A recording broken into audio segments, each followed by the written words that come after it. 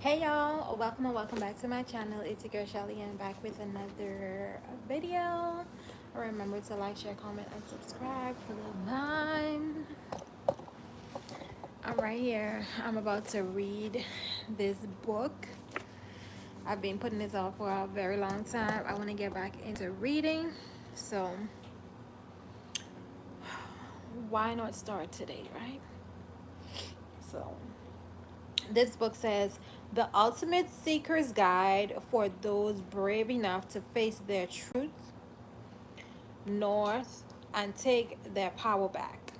So um the author of it says Jenna Black, international coach. The mountain is you, transforming self-sabotage into self-mastery. Brianna West. So I'm going to be reading this book.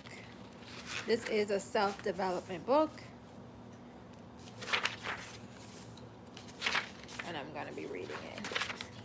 I started months ago, but I don't remember how it goes. That's why I have my notebook so that I can jot down some of the pointers and probably do a little work within myself. I am editing a video, as at least not editing. I'm just waiting for it to upload, but I actually had this exporting from this morning when I went on my walk. My walk lasted for 1 hour, and this is still going. The thing with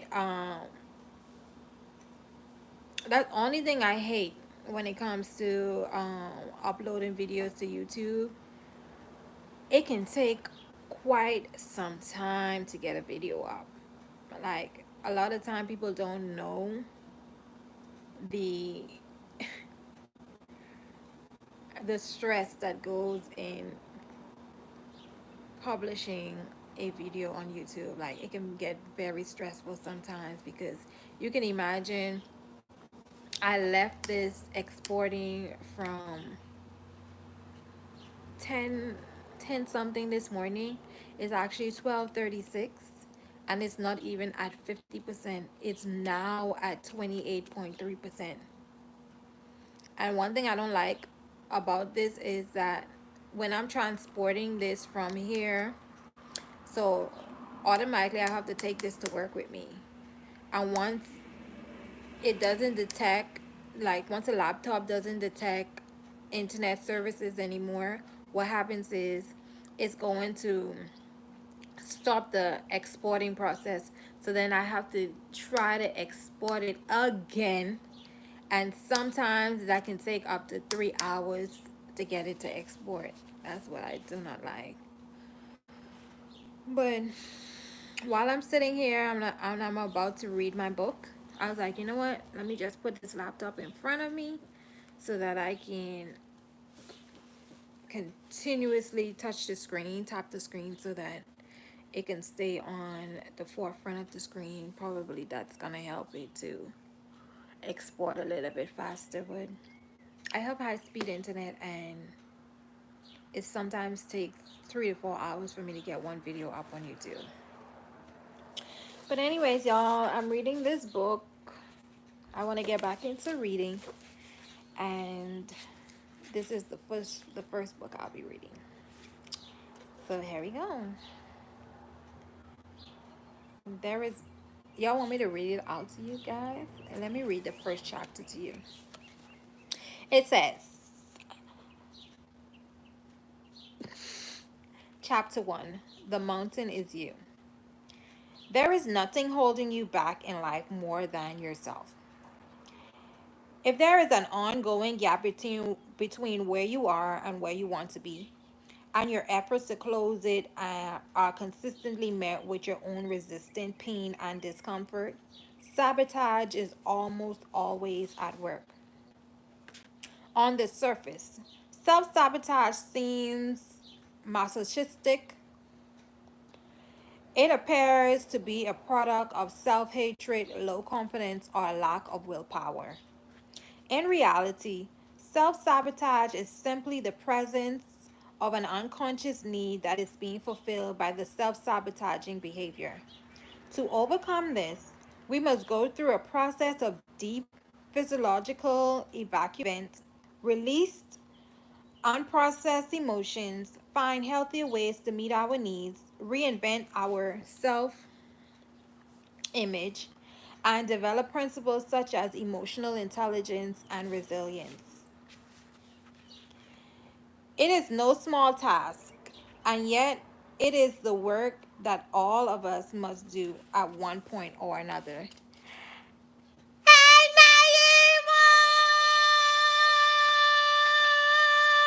Naima!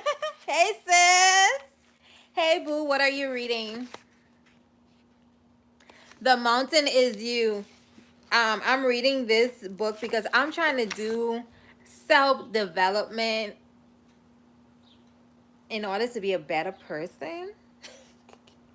So, this book, whew, this book right here, this book gets down to the nitty gritty of things. So it's like you have to be really strong to do this book.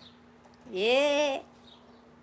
So I'm just right here. I was like, you know what? Let me just read it to you guys so you can have an idea of what the book is about. So that if you too want to get this book, you can get it. But I really suggest that you get this book if you are a type of person that want to do self-development, because a lot of times we want certain things and then we don't realize that we are the reason why we don't have the things that we want, or the things that we desire, or the things that was already placed there for us.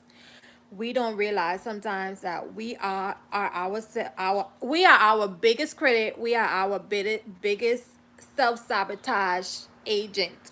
So with doing this book, it would help you to pinpoint the things that you're doing that no longer serves you. So that's what I'm doing. I was like, you know what, let me read more, because reading is key. When you read, your vocabulary get clearer, and that's what your girl is on. Everything positive. Yes, I agree. Yes, sis. Wow. Yes, I like that title. It's a really good book. You should invest in getting one of these. You're going to really like it, Naima. And I feel like I need to get back into reading. Um, I really do love reading books, and I haven't done that in a long time. And I feel like that's a part of me. The little girl in me craves reading books, like going to the library and just sitting in silence and just reading for an entire day. I miss that. So I was like, you know what? Let me just sit here, calm my mind, calm my brain, calm my nerves, and just read this book, because I bought this book and I started it, and the things that I was uprooting in myself, I had to put the book down. So now I picked the book back up because I'm ready to do the work. The work has to be done. So we're going on to the next page. It says, self-sabotage is not always obvious at the onset. When Carl Jung was a child, he fell on the ground in school and hit his head. When he got hurt, he thought to himself, yes, maybe I won't have to go back to school now. Though he is known today for his insightful body of work, he actually didn't like school or fit in well with his peers. Shortly after his incident, Young began experiencing sporadic and uncontrollable fainting spells. He unconsciously developed what he would call neurosis, and ultimately came to realize that all neuroses are substitutes for legitimate suffering. I may join you. Yes, let's do a book club. Oh, that would be so nice. Please join me. Naima, join me. Please buy this book. Let me know if you're gonna buy this book. And it's not expensive. I think this was less than $20. Because I think I had bought two books, one for me and one for my little sister, but I doubt that she read it. But please join me, girl. Or we can start a book club, and every day at a specific time we can read and discuss the book. Let's do it, girl. Let's do it. Yes, I love taking the time out to read. Yes, like reading is necessary. Reading is very necessary, and we have to do it. So I need you to join me. Yes. Thank you for joining me.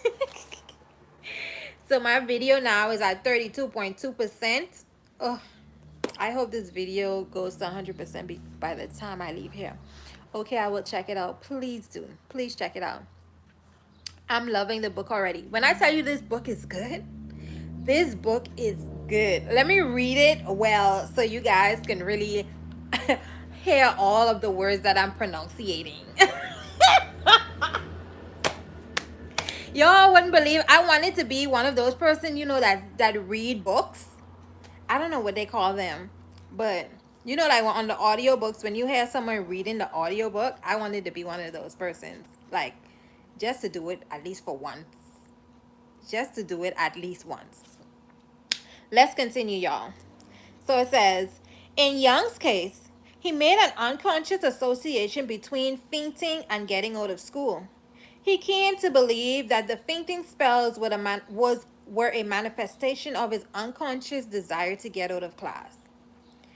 Where he felt uncomfortable and unhappy, likewise, for many people, their fears and attachments are very often just symptoms of deeper issues for which they do not have any better way to cope. Self sabotage is a coping mechanism or mechanism. I said that right. Yeah, mechanism. Self sabotage is what happens when we refuse to consciously meet our innermost needs, often because we do not believe we are capable of handling them. Sometimes we sabotage our relationships because what we really want is to find ourselves. Though we're afraid to be alone, sometimes we sabotage our professional success because what we really want is to create art. Even if it will make us seem less ambitious by society's measures, sometimes, I'm loving the book already. Sometimes we sabotage our healing journey by oh, psychoanalyzing our feelings because doing so ensures we avoid actually experiencing them. I do that sometimes. Sometimes we sabotage our self talk because if we believed in ourselves, we'll feel free to get back into the world and take risks, and that will leave us vulnerable. Mm-hmm. In the end, self sabotage is very often just a maladaptive coping mechanism, a way we give ourselves what we need without having to actually address what that need is. But like any coping mechanism, it is just that, a way to cope. It's not an answer, it's not a and it does not ever truly solve the problem. We are merely numbing our desires and giving ourselves a little taste of temporary relief. Self sabotage comes from irrational fear. Sometimes our most sabotaging behaviors are really the result of long held and unexplained fears we have about the world and ourselves. Perhaps it is the idea that you are unintelligent, unattractive, or disliked. Perhaps it is the idea of losing a job, taking an elevator, or committing to a relationship. In other cases, it can be more abstract, such as the concept of someone coming to get you, violating your boundaries, getting caught, or being wrongly accused. These beliefs become attractive. Mm-mm. These beliefs become attachments over time. For most people, the abstract fear is really a representation of a legitimate fear because it would be too scary to actually dwell on the real fear. We project those feelings onto issues or circumstances that are less likely to occur. If the situation has an extremely low likelihood of becoming reality, it therefore becomes a safe thing to worry about. Because subconsciously, we already know it isn't going to happen. Therefore, hi, shooter! Hi, shooter. How are you doing, baby? How are you doing today? How's your day going so far? Therefore, we have an avenue to express our feelings without actually endangering ourselves. For an example, if you if you are someone who is deeply afraid of being a passenger in a car, maybe you have a real fear, or maybe your real fear is the loss of control or the idea that someone or something else is controlling your life. Perhaps the fear is of moving forward, and the moving car is simply a representation of that. If you were aware of the real issue, you could begin working to resolve it, perhaps by identifying the ways you are giving up your power or being too passive. However, if you aren't aware of the real problem, you'll continue to spend your time trying to convince yourself to not be triggered or anxious while riding in the car and find it only getting worse. I love your videos. Thank you. We're reading this book, The Mountain Is You. I like them all. Thank you so much. Thank you for the support. Thank you. Thank you. Thank you. I just love my community. You guys love me down. Down, down, down, down, down. Love you. Thank you, boo. Thank you for the support. I really appreciate it with all my heart. If you try to fix a problem on the surface, you will always come against a wall or come up against a wall. This is because you're trying to rip off a band-aid before you have a strategy to heal the wound. Self-sabotage comes from unconscious negative associations.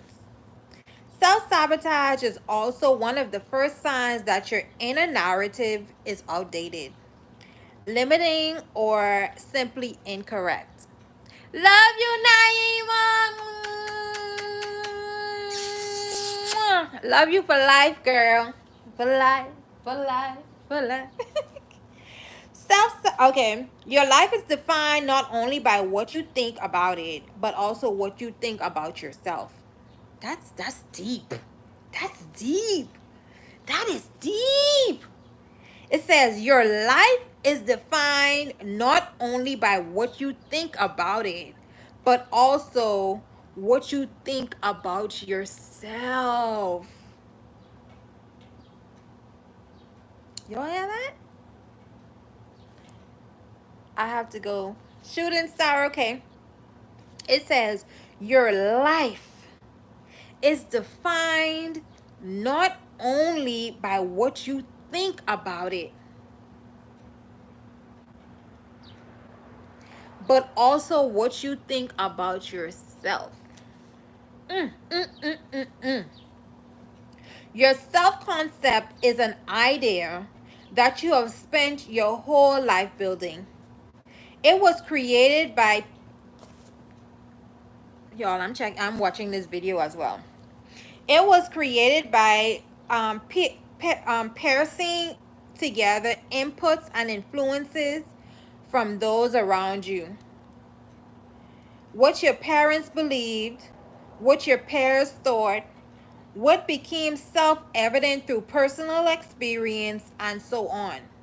Your self image is difficult to adjust because your brain's confirmation bias works to affirm your pre existing beliefs about yourself, which is true.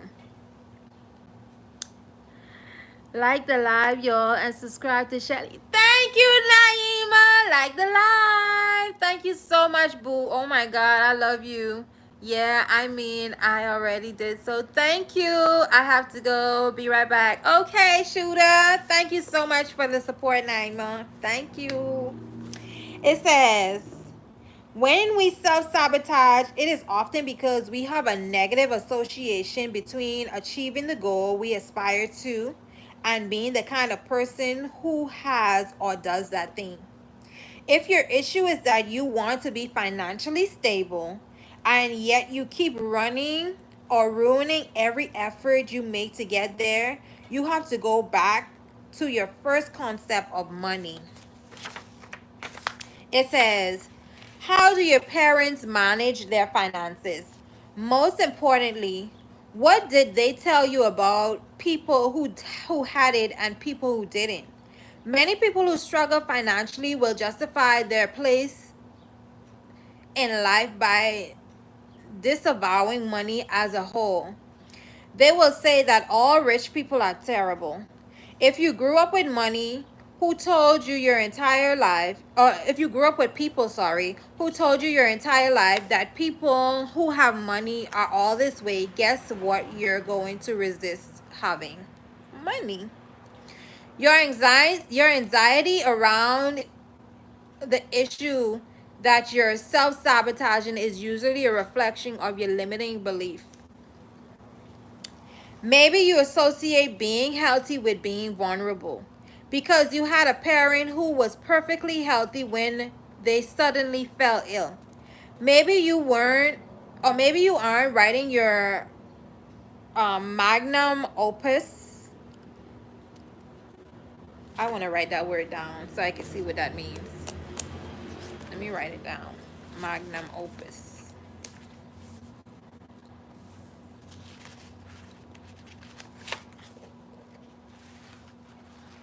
Sometimes I like to write words down that I don't know, y'all. Don't mind me. I just want to see what this means. Magnum opus. I'm going to write it down and then I'm going to write the meaning at a later date. But I want to know what that means. So it says maybe you aren't writing your magnum opus because you don't really want to write. You just want to be seen as successful because that will get you praise, which is typically what people revert to when they want acceptance but haven't gotten it. Maybe you keep eating the wrong foods because they soothe you, but you haven't stopped to ask what they have to keep what they have to keep soothing you from. Maybe you aren't really a pessimist but don't know how to connect with people in your life other than by complaining to them. In order to reconcile this, you have to begin to challenge their pre existing ideas and then adopt new ones. You have to be able to recognize that not everybody with money is corrupt, not by a long shot. Even more importantly, given that there are people who use their money in selfish ways, it is more important that good people with great intentions are fearless in pursuit of acquiring this essential tool to create more time, opportunity, and wellness for themselves and others. You have to recognize that being healthy makes you less vulnerable, not more, and that criticism comes with creating anything from the public and isn't a reason to not do it. You have to show up, or you have to show yourself that there are many different ways to self-soothe that are more effective than unhealthy food choices, and that there are far better ways to connect with others than through negativity. Once you begin to really question and observe these pre existing beliefs, you begin to see how wrapped and illogical they are all along. Not to mention distinctly holding you back from your ultimate potential. That's smart. Okay, what did I miss? It's time to go to the mall. Okay, enjoy the mall, shooter. That's smart. Yes, I love this book. I tell you, it really does. It really have you in a mindset of what is it that my parents taught me that they felt was right, but when you now in a state where you have your own kids or you're an adult yourself and you realize that hey, my parents was learning as they was going, and a lot of the things that they taught me was wrong, and how could I now break some of the cycles that they have instilled in me for all these years, you know? So I really like this book. So it says self sabotage is very often the simple product of unfamiliarities, and it is because anything that is foreign, no matter how good, will always be uncomfortable until it is also familiar. This often leads people to confuse the discomfort of the unknown with being wrong or bad or omnious. That's another word I want to know. Probably another meaning for bad, but I'm going to put that word in this book so I can know the true meaning of that word. Let me leave a space. OMINOUS.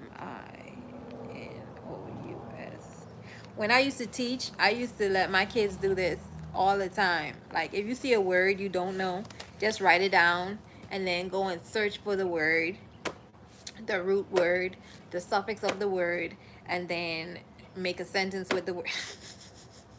That's what I'm going to do so that I can learn a new word. So it says, um, this often leads people to confuse the discomfort of the unknown with being wrong or bad or omnious. However, it is simply a matter of physiologically or psychological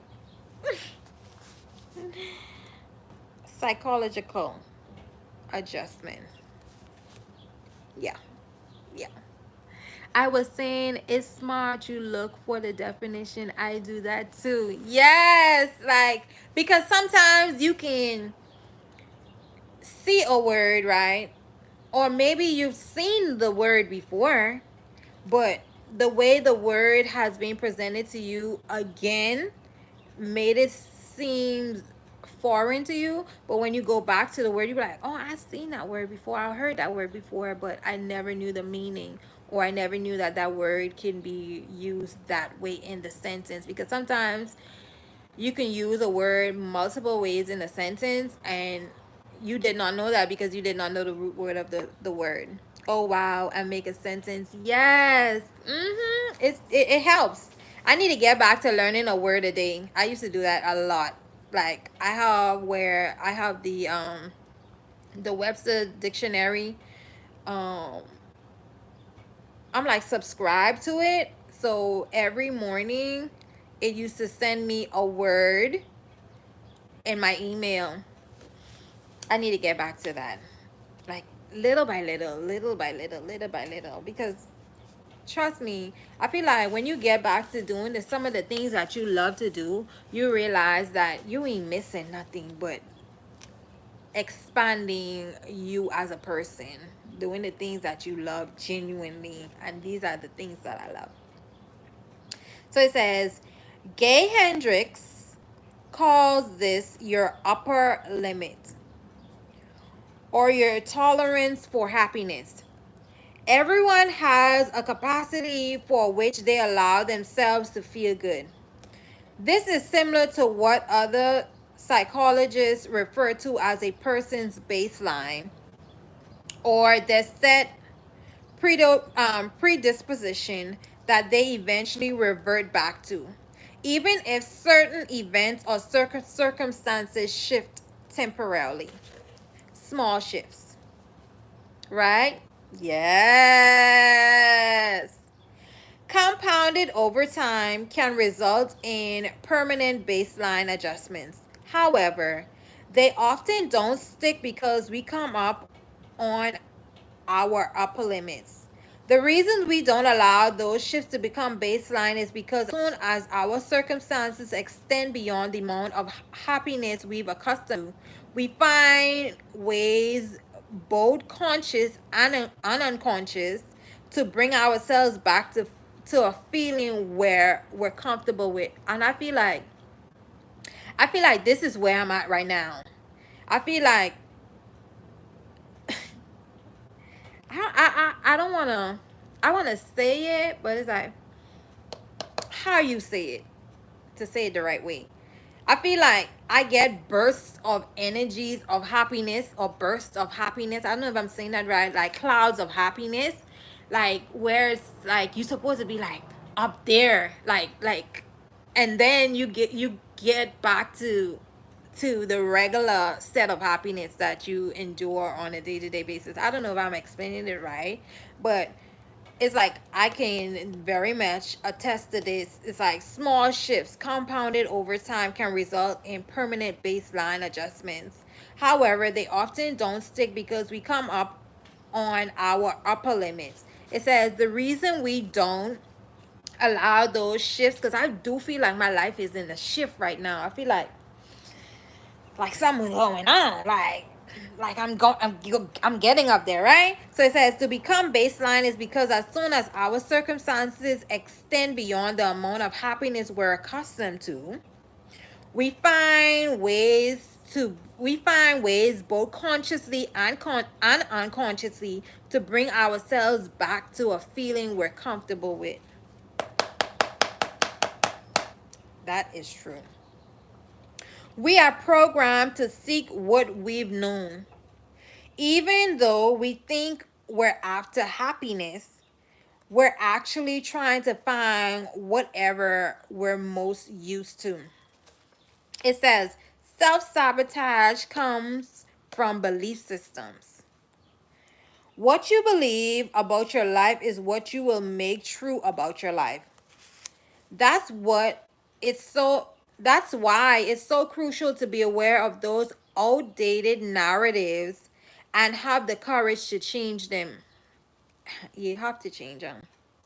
Maybe you have gone through the majority of your life believing that a standard 50,000 per year salary at a decent company is the most you'll ever be capable of. Maybe you spent so many years telling yourself, I am an anxious person. Yet you started to actually identify with it. Adopting anxiety and fear into your belief system about who you fundamentally are. Maybe you were raised in a closed-minded social circle, or an echo chamber. Maybe you did not know that you could question or arrive at new conclusion about politics or religion. Maybe you never thought you were someone who could have great style, feel content, or travel the world. In other cases, your limiting beliefs might come from wanting to keep yourself safe. Maybe that's why you prefer the comfort of what you've known to the vulnerability of what you don't.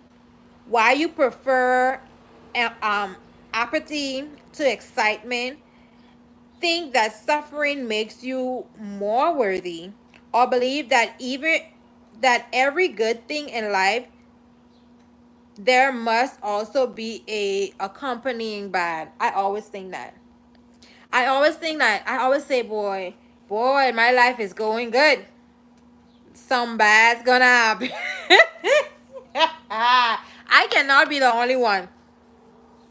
I cannot be the only one. I feel like I be jinxing myself sometimes. I be like, damn, boy, my life's going good. And this is what the book is saying. Like subconsciously in the back of our minds, we program ourselves to think that something bad has to happen because what we're going through is too good to be true. It says, to truly heal, you are going to have to change the way you think.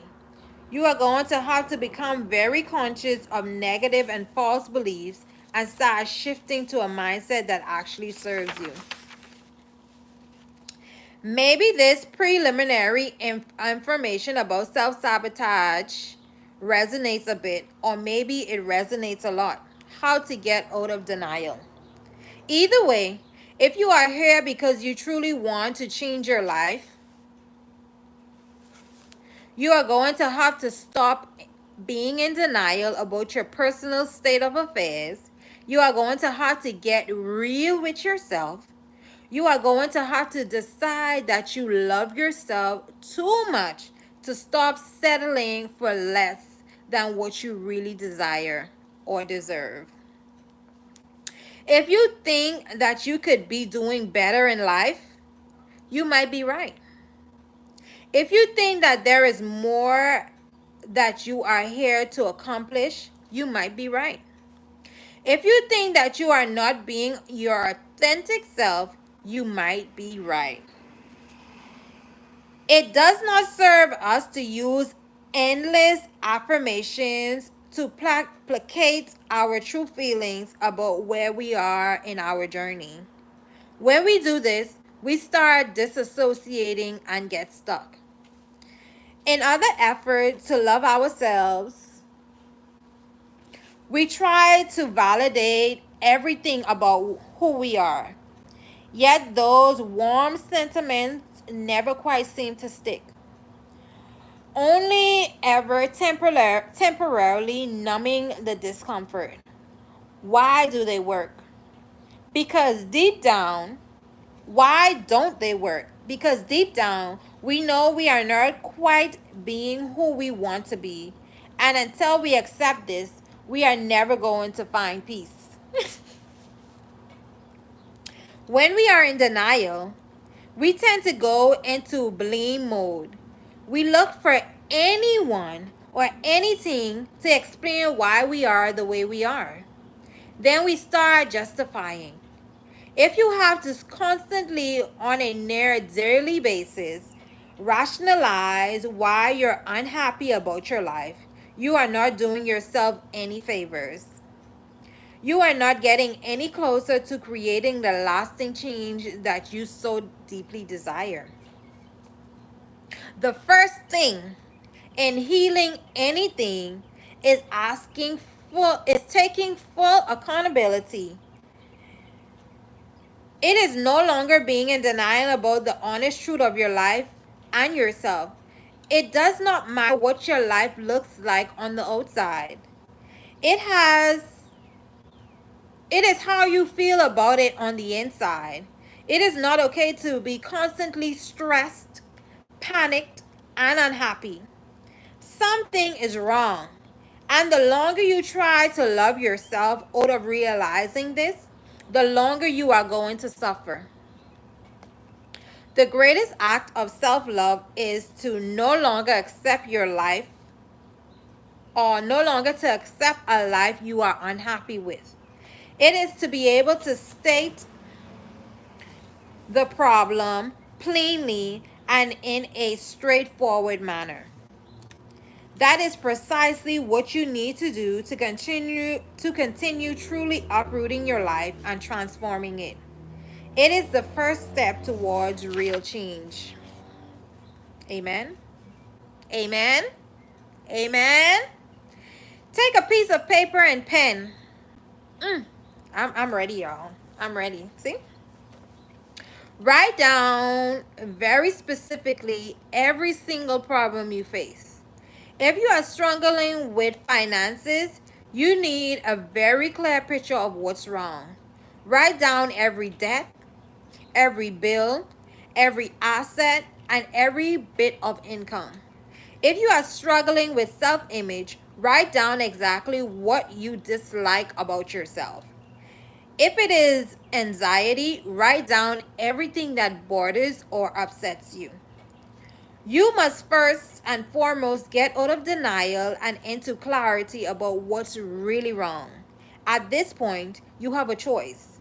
You can make peace or you can commit to changing. The lingering is what is keeping you stuck. We go on. It says, the the path begins right where you are now. If you know that change needs to be made in your life, it is okay if you are far away from your goal or if you cannot yet conceive how you will arrive. It is okay if you are starting at the beginning. It is okay if you are at rock bottom and you cannot see your way through.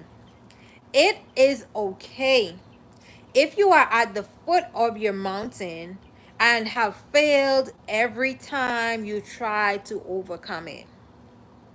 Rock bottom is very often where we begin on our healing journey. This is not because we suddenly see the light, not because our worst days are magically transmuted into some type of epiphany, and not because someone saves us from our madness. Rock bottom becomes a turning point because it is only at that point that most people think, I never want to feel this way again. That though is not just an idea, it is a declaration and a resolution. It is one of the most life changing things you can ever experience. It becomes the foundation upon which you build everything else. When you decide you truly do not ever want to feel a certain way again, you set out on a journey of self awareness, learning, and growth that has you radically reinvent who you are. In that moment, fault becomes irrelevant. You're no longer mulling over who did what and where and how you've been wronged. In that moment, one thing guides you, and it is this: no matter what it takes, I will never accept my life getting to this point again. This is so true right here. Rock bottom isn't a bad day. It doesn't happen by chance. We only arrive at rock bottom when our habits begin to compound upon one another. When our coping mechanisms have spiraled so out of control that we can no longer resist the feelings we were attempting to hide. Rock bottom is when we finally face with ourselves. When everything has gone so wrong, we are left to realize that there are only one common denominator through it all. We must heal. We must change. We must choose to turn around so that we never feel this way again.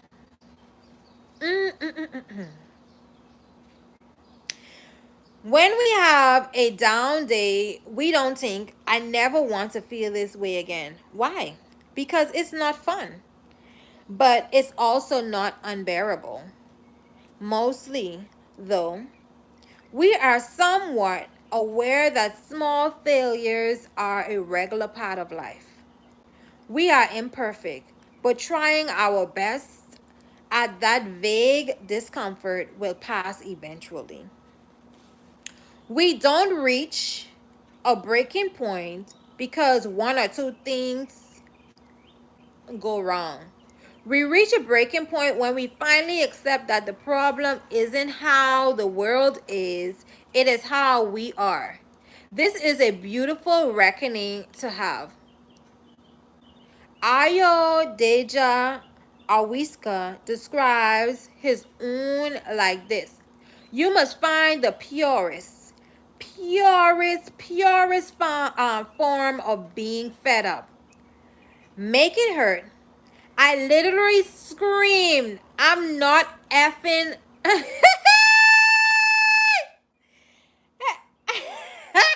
I wasn't expecting that. A curse word? I'm not going to blank live like this anymore. Human beings are guided by comfort. They stay close to what feels familiar and reject what doesn't, even if it's objectively better for them. But this at it but this as it is, most people do not actually change their lives until not changing becomes the less comfort option. Be this as it is, most people do not actually change their lives until not changing becomes the less comfortable option. This means that they do not actually embrace the difficulty of altering their habits until they simply do not have any other choice. Staying where they are is not viable.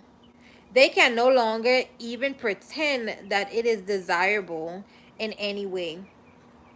They are, quite honestly, less at rock bottom and more stuck between a rock that's impinging on them and a roadless climb out of beneath it. Get angry, determined, and allow yourself to develop tunnel vision with one thing and one thing only at the end, that you will not go on as you are preparing for radical change.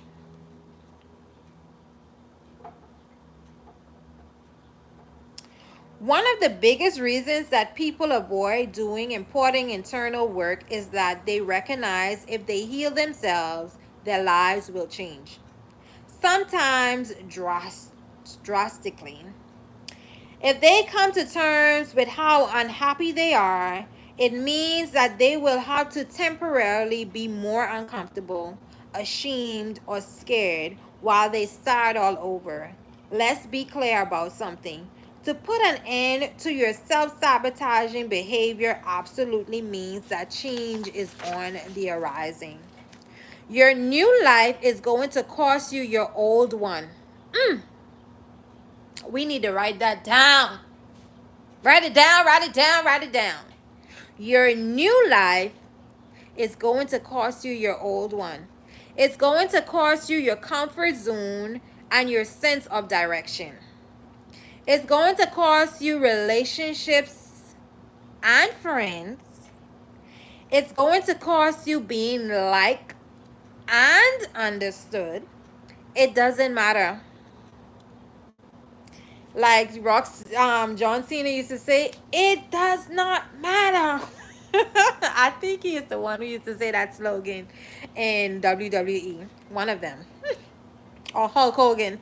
The people who are meant for you are going to meet you on the other side.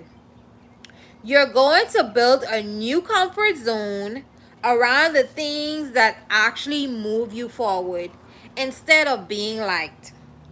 You're going to be loved. Instead of being understood, you're going to be seen.